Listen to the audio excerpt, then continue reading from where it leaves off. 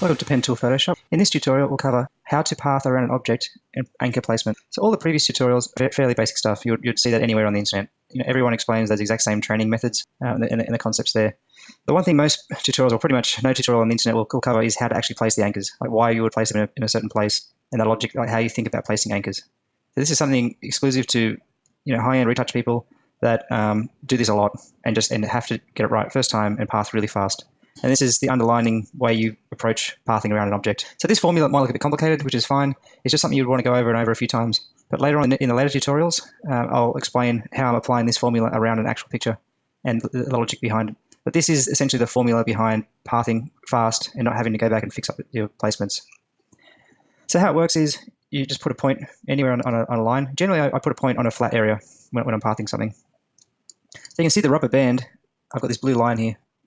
So what I'm looking for is this gap here between the blue line, the rubber band, and the line I'm trying to path around.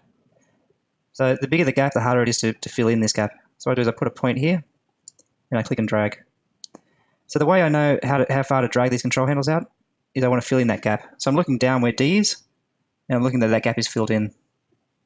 Then as soon as I fill that gap in, I'm looking at E, where the letter E is, and that's how I know I found the apex. So these two E's are even, and that's the apex of that arc. I can also use the arrow keys to nudge it into place. So same with this next option here. So they're not always going to fit. This diagram it's not going to be exactly the same every time. It doesn't mean you have to put this point here every single time. I could put it further down. It really depends on when you're starting out. So when you're starting out, these anchors will be closer together. It's a bit easy to manage. The main concept to understand from this tutorial is placing a point and filling in the gap. So the rubber band is a gap, and when you click and drag, you'll close that gap up. And then these control handles, the distance between the circle and the line you're cutting out should be relatively the same. You can see there's a gap, click and drag, I fill in the gap.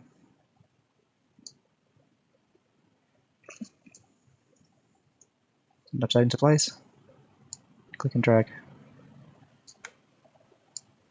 click and drag. You can see it's not exactly following the diagram, but really depends on where you put the anchors. But you get the idea. It's the same. It's a gap. Like this, I have a gap. Click and drag, and fill it in.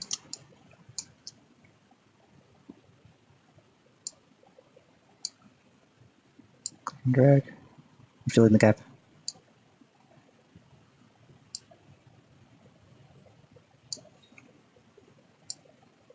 So in this case, I'm just filling in the gap, previous gap, and then I hold down the Option key and change direction.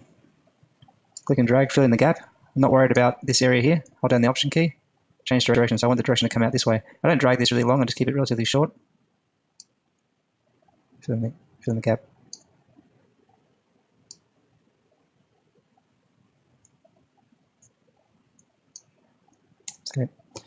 So it's about putting a point, leaving a gap between the rubber band and the line you're cutting out, placing an anchor, clicking and dragging, fill in the gap, and then check the distance between the circles and the line you're cutting out. The circles on the ends of the control handles. And that formula becomes quicker and quicker in time. This is probably still a little bit complicated. If you could go over this tutorial over and over and probably understand a bit better, or you're welcome to skip on to the next tutorials and I'll keep covering it, because this is the principal concept of all of this training, is where to place anchors and how to place them, and to do it in one go. You don't have to go back and undo and click on this line and try to adjust it and fix it up. It just takes forever. When you've got to path a lot of objects, you haven't got time to go back and fix things like this and click and drag or add points and then move them.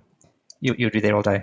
When you're doing a lot of work, you've got a lot of images to path out, you don't want to be going back fixing it up. It's just not how a professional retouch artist really works. That was how to path around an object and place anchors, and I'll cover it more in detail in later tutorials. I'll see you in the next tutorial.